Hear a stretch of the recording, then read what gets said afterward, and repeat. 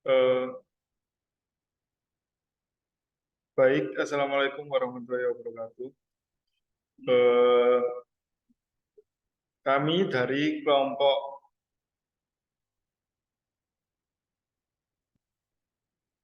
kami dari kelompok 5 ingin mempresentasikan hasil tugas yang telah kami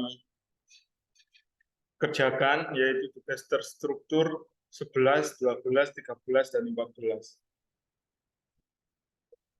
Di sini saya Ahmad Ali Rifki dan teman saya Aulia Eka Fitriani, Indah Rahmawati, dan juga Ariel Ardiansa. Langsung saja ke penjelasan tugasnya, yaitu tugas terstruktur 1.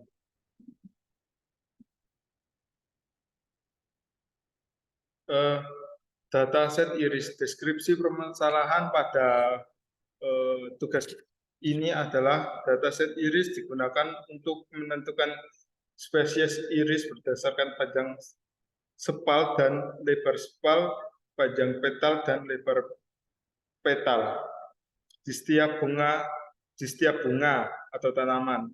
Dalam penyelesaian kasus ini digunakan pembelajaran terawasi berbasis klasifikasi berdasarkan pengukuran kesamaan fitur klasifikasi yang mencakup atribut-atribut dalam dataset.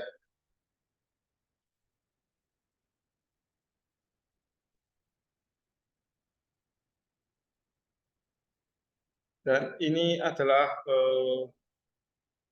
datasetnya. Ada spal leg, spal white, petal leg, dan petal white. Kelasnya iris sentosa, lalu iris versicolor, lalu iris virginica. Sudah itu. Mungkin itu saja yang bisa saya sampaikan. Lanjut ke tugas terstruktur 2. Silahkan. 12.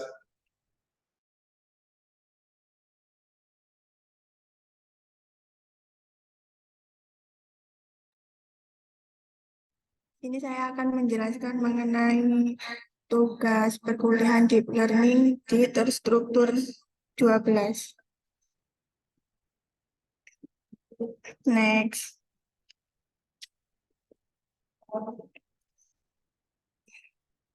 Yang pertama di sini ada implementasi di Colab. Yang pertama ada import library, kemudian yang kedua ada inisialisasi dataset.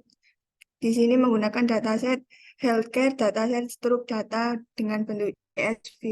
Kemudian yang ketiga ada menampilkan data.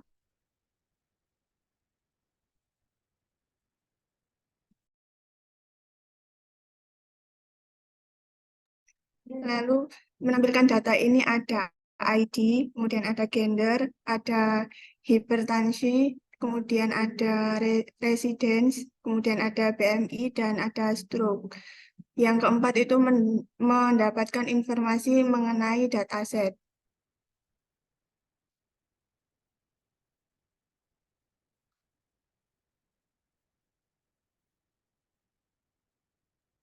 Mendapatkan informasi tentang dataset tersebut ada kolom, kemudian ada tipenya. Seperti ID ada di int64, kemudian ada gender di objek, kemudian X ada di float. Next. Kemudian yang kelima ada analisa value berdasarkan nama kolom. Seperti ID, gender, hipertension, kemudian ada residensi tipe, kemudian ada smoking status, dan ada stroke. Kemudian yang keenam ada mengakses baris dengan label atau posisi indeks 0. Yang ketujuh itu perintah untuk mengetahui mengenai ukuran dataset.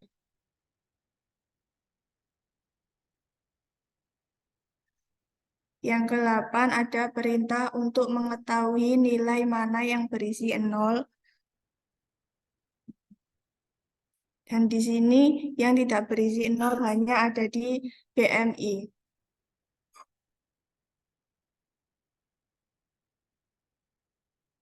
Kemudian yang ke-9 ada perintah untuk mengetahui tipe dari dataset. Lalu yang ke-10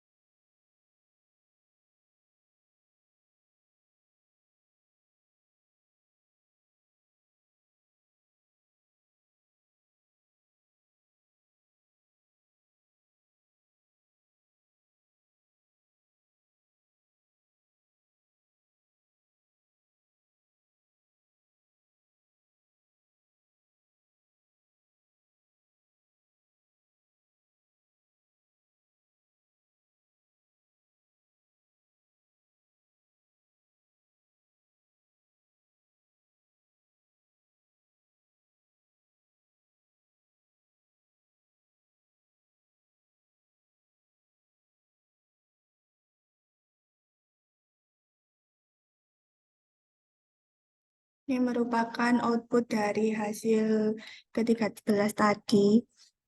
Kemudian yang ke-14 ada perintah untuk cek korelasi. Next.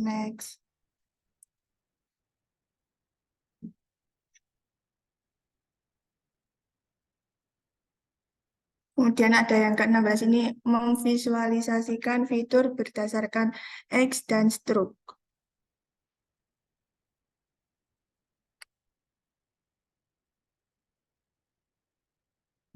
Sekian dari tugas terstruktur 12 dan tugas selanjutnya akan disampaikan oleh teman saya.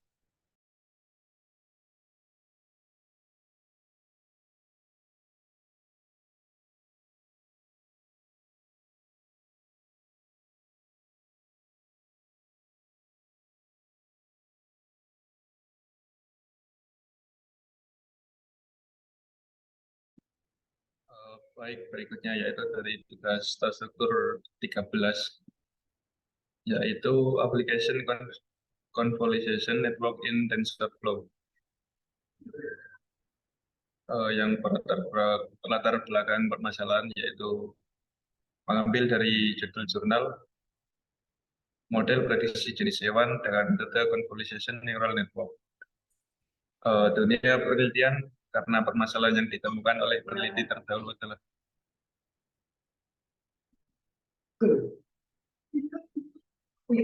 iya.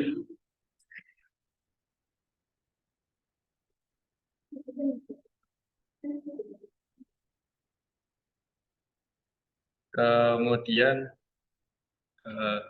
ditemukan oleh peneliti terdahulu adalah jumlah binatang yang ada di dunia ini sangat banyak.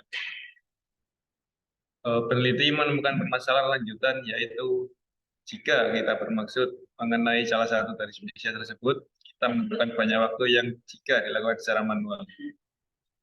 Untuk pendeskripsian permasalahannya, berdasarkan permasalahan tersebut, maka fitur prediksi jenis hewan yang dikembangkan ini diharapkan dapat digunakan untuk membantu peneliti dalam mengenai makhluk-makhluk yang mereka jumpai. Fitur tersebut juga diharapkan memberikan kemudahan bagi peneliti untuk mengklasifikasikan apakah hewan yang mereka temui telah menjadi spesies yang dikenali ataupun yang tidak dikenali. Untuk data set dan penjelasannya sebagai berikut. Kita ambil dari website kaggle.com.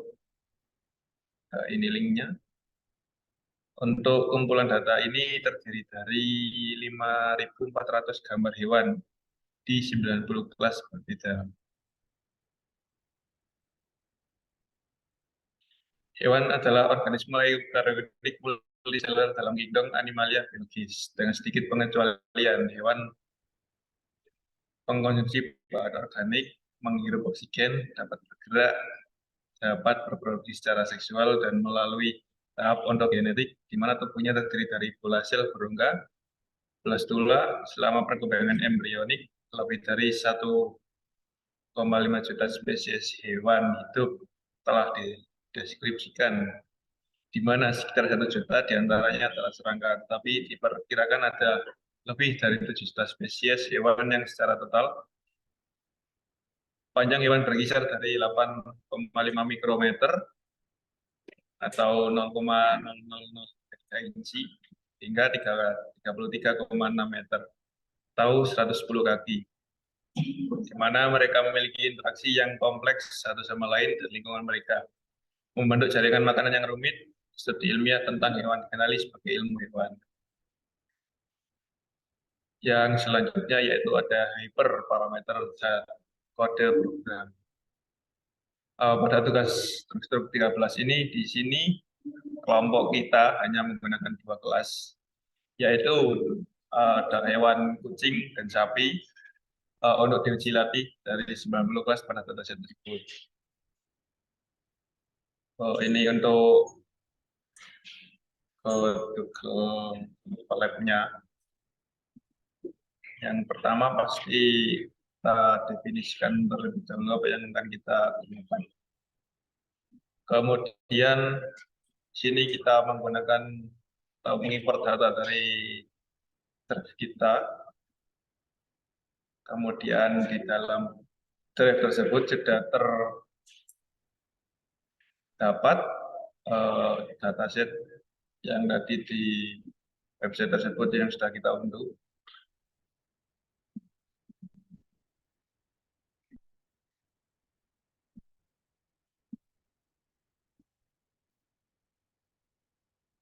Kemudian kita melakukan training tersebut dan kita peroleh dari jumlah semua gambar kucing yaitu ada 60, dan kucingnya 54, jumlah validasi kucing ada 6.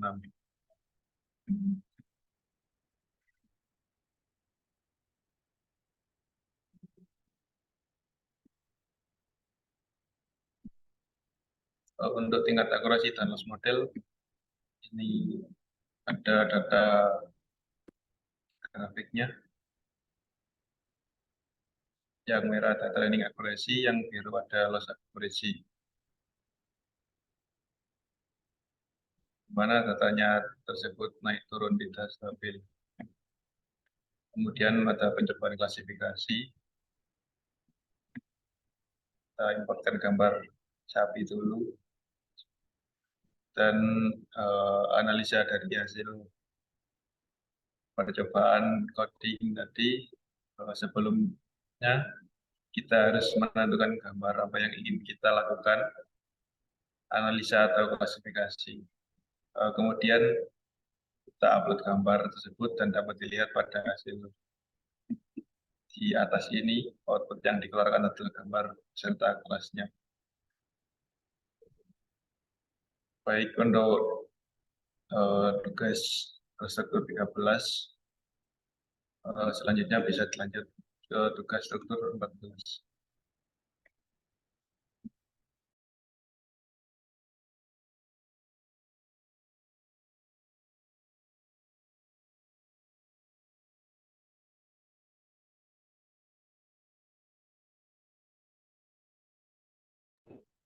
Baik, selanjutnya saya akan menjelaskan penugasan terstruktur 14. Next. Nah, ini untuk datasetnya Google Stock Price Prediction menggunakan RNN. Untuk latar belakang permasalahannya yaitu pasar saham sangat kompleks dan sulit untuk diprediksi. Para investor dan pedagang seringkali tertarik untuk memprediksi pergerakan harga saham Google agar dapat membuat keputusan investasi yang tepat. Dan Google adalah salah satu perusahaan teknologi terbesar di dunia dan sahamnya dipegangkan di bursa saham seperti Nasdaq.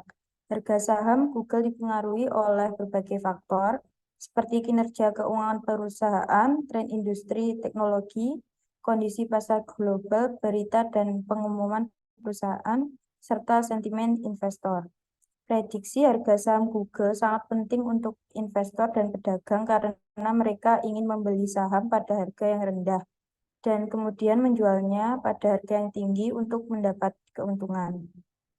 Dalam beberapa tahun terakhir, terdapat peningkatan minat dalam penggunaan metode-metode kecerdasan buatan seperti RNN untuk memprediksi harga saham.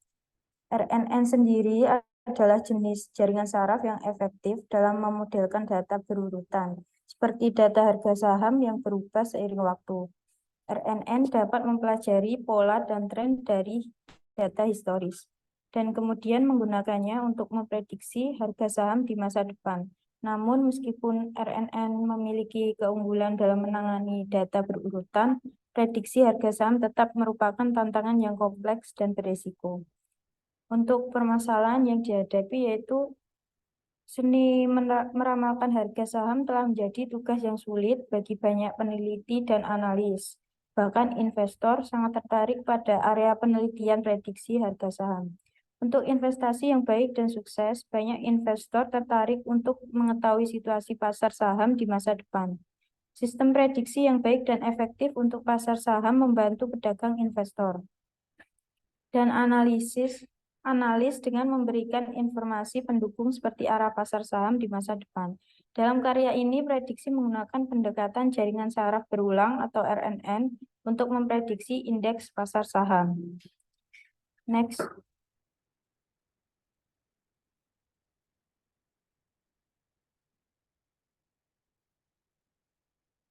Kemudian untuk dataset dan penjelasannya terdapat dua dataset yang digunakan dalam pembelajaran RNN dalam memprediksi harga saham Google. Dataset yang digunakan terdiri dari data tes yang digunakan untuk melatih model RNN dan data tes yang digunakan untuk memprediksi harga saham setelah dilakukan training model. Next. Untuk yang pertama yaitu hyperparameter dan kode program.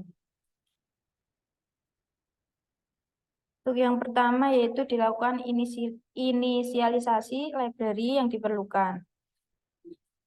Kemudian untuk yang kedua mengambil kolom tertentu dari dataset. Kemudian untuk yang ketiga pembentukan data latih dan label pada suatu model. Itu ada X-train dan juga Y-train. Untuk selanjutnya yang keempat yaitu melihat ukuran kolom dan baris dari dataset train.test. Yang kelima mengubah dimensi array, yaitu ada X-train-nya. Kemudian untuk yang keenam impor beberapa modul yang diperlukan dalam library Keras untuk membangun model neural network. Setelah diimport, yang ketujuh yaitu membangun model regresor menggunakan library Keras. Yang kedelapan menambahkan layer dropout ke model regresor. Setelah itu, yang kesembilan menambahkan 2 layer ke model regresor. Setelah model layer regresor ditambahkan, untuk yang ke-10 menambahkan layer dense ke model regresor. Kemudian 11 mengkompilasi model regresor dalam library Keras.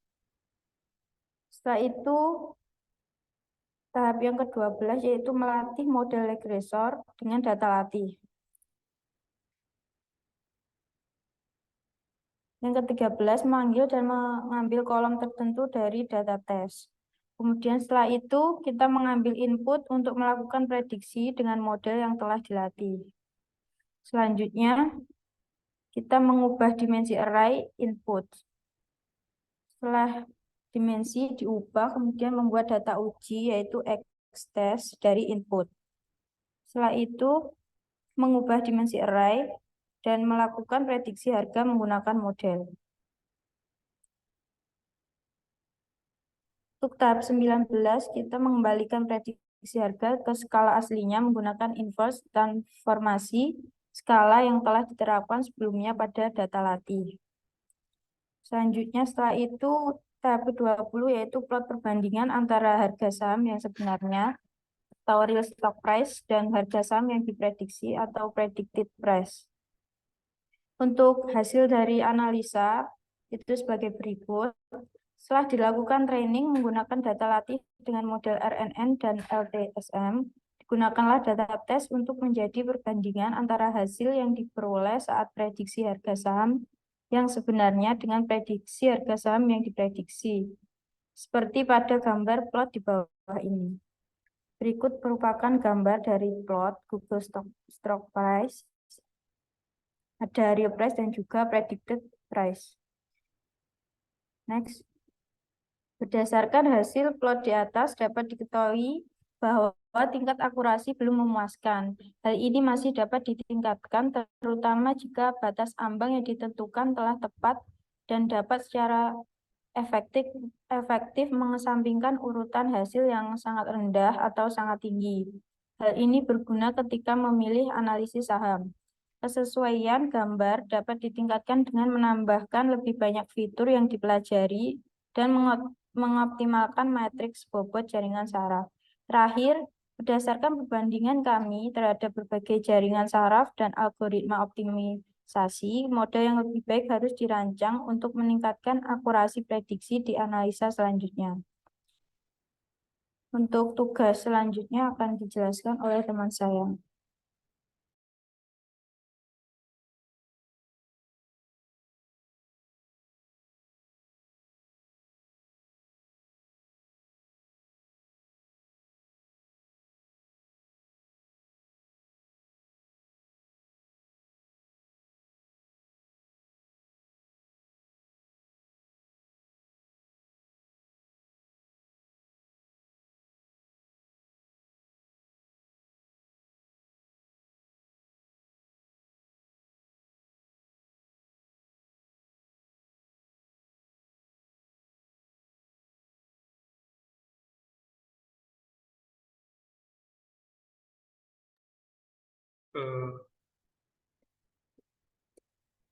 Baik, yang terakhir adalah tugas 15. Untuk collab-nya ada di link PDF yang sudah saya kumpulkan. Latar belakang. Yang pertama adalah latar belakang. GAN adalah salah satu jenis arsitektur dalam deep learning yang terdiri dari dua model, yaitu generator dan diskriminator. Generator bertujuan untuk menghasilkan data baru yang menyerupai data asli. Sedangkan diskriminator bertugas membedakan antara data asli dan data yang dihasilkan oleh generator. Dalam proses pelatihan, generator dan diskriminator saling berlawanan dan berusaha untuk meningkatkan performa mereka. Yang kedua adalah deskripsi permasalahan. Kami mencoba untuk menghasilkan gambar tulisan tangan dalam bentuk angka yang realistis menggunakan model GAN dengan database MNIST.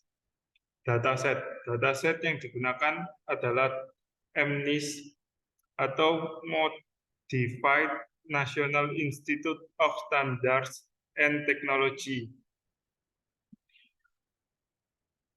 Lalu kita langsung ke code-nya. Yang pertama adalah import library, lalu hyperparameternya, dan membuat dan memproses dataset.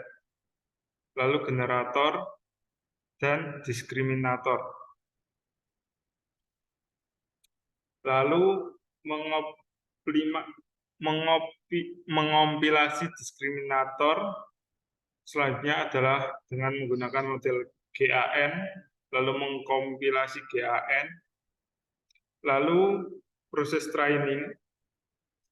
Selanjutnya adalah generator sampel menggunakan generate sampel menggunakan generator. Display sampel yang digenerate menggunakan generator. Yang terakhir adalah analisa hasil. Dari hasil proses 50 epoch bisa dilihat dari sampel yang digenerate menggunakan generator belum maksimal. Dalam beberapa kasus jumlah epoch yang lebih rendah mungkin tidak cukup bagi GAN untuk mencapai tingkat konvergensi yang diharapkan. Juga dengan ukuran batch yang kecil, model mungkin tidak mendapat variasi yang cukup dalam data dan hasilnya bisa menjadi kurang bervariasi atau kurang realistis. Mungkin itu saja yang bisa kami jelaskan tentang tugas terstruktur 11-15. Apabila ada kurang lebihnya mohon dimaafkan. Wassalamualaikum warahmatullahi wabarakatuh.